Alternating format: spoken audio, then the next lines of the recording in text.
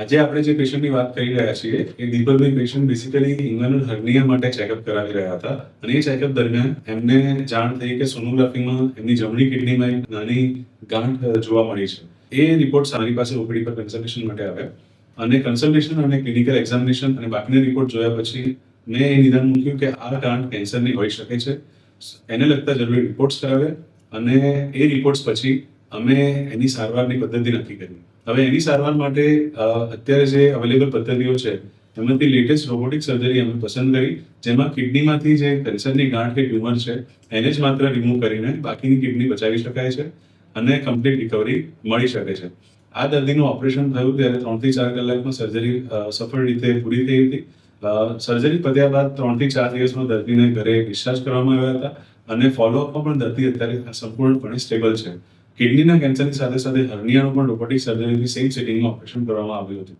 Doctor અંકિતે further advice એવી આપી કે તમે એકવાર પેટ સ્કેન કરાવો, whole body PET scan. Whole body PET સ્કેનની અંદર આપણને આઈડિયા આવશે કે જો આ ટ્યુમર છે અને ટ્યુમર કેન્સરસ છે કે નહીં. That is one. Point number 2 એવો હતો સાહેબનો કહેવાનું કે ભાઈ આપણે એ બી ચેક કરાવી દઈએ કે ભાઈ આ કેન્સર બીજા કોઈ બોડીના પાર્ટ્સમાં સ્પ્રેડ થયું છે કે નથી થયું, કે આ ટ્યુમર છે તો એ કિડનીની અંદર ટ્યુમર છે એમાં કિડનીમાં કઈ જગ્યાએ સ્પ્રેડ થયું છે કે નહીં. એટલે હોલ બોડી પેટ સ્કેન કરાવડાયો. હોલ બોડી પેટ સ્કેન કરાયા પછી ફરીથી ડૉક્ટર અંકિત વૈષ્ણવને જોડે મીટિંગ કરી.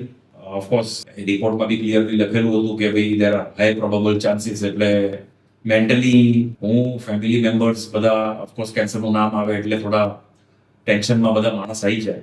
એટલે અમે પછી આઈ થિંક 3-4 દિવસ પછી ડૉક્ટર સાહેબને મળ્યા ફરીથી, ડૉક્ટર અંકિત વૈષ્ણવ.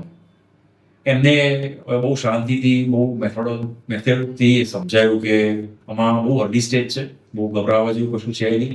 ટ્યુમર એક રોબોટિક સર્જરીથી આપણે કાઢી શકીએ અને પછી કોઈ ફર્ધર ટ્રીટમેન્ટ હોય નહીં. જનરલી પ્રિકોશન કરવા માટે કોઈ સ્કેન ફરીથી 1 વર્ષે કરાવવું પડે, પણ it is a very early stage cancer અને આ ટાઈમ પર આ રીતે કઢાઈ શકીએ તો આગળના કોઈ પણ રિસ્કના ચાન્સીસ નેગ્લિજિબલ થઈ જાય. ડૉક્ટર સુરીલે બી ઇન્વોલ્વ હતા કેસમાં. એટલે બંને ડૉક્ટરોએ જોઈન્ટલી ડિસિઝન લીધું કે 3rd માર્ચે કિડનીનું ઓપરેશન બી કરી નાખીએ, ટ્યુમરનું, અને હર્નિયાનું બી જોડે કરી નાખીએ. Which was very good for me કે ભાઈ એક જ વસ્તુમાં બંને ઓપરેશન જોડે થઈ ગયા. નહીંતર પહેલાં એક કરવું પડું, પછી એની રિકવરી આવત, પછી 2-3 મહિના પછી બીજું કરવું પડત. તો એ બી એક બહુ મોટો એડવાન્ટેજ થઈ ગયો મારા માટે કે બંને ડૉક્ટરોએ સાથે મળી વિથ ગુડ કોલોબરેશન એ લોકોએ બંને ઓપરેશન સરસ રીતે કરી નાખ્યો.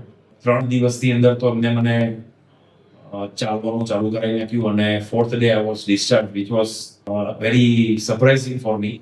માનવામાં ના આવે એવું હતું કે આટલા 2 સર્જરી કર્યા પછી કોઈ માણસ 4થા દિવસે ઘરે જઈ શકે, એ બી પોતે જાતે ચાલતો ઘરે જઈ શકે. તો I think it is all thanks to both the doctors. એમને જે રીતે ઓપરેશન કર્યું, અને આઈ થિંક ધ ટેકનોલોજી, રોબોટિક્સની ટેકનોલોજી ઇઝ વેરી ઇમ્પોર્ટન્ટ કે એના હિસાબે બહુ પ્રિસિશનથી કામ થયું, પ્રિસિશનથી સર્જરી થઈ અને વિધાઉટ એની કોમ્પ્લિકેશન એની ફર્ધર પ્રોબ્લેમ્સ ઓપરેશન બધી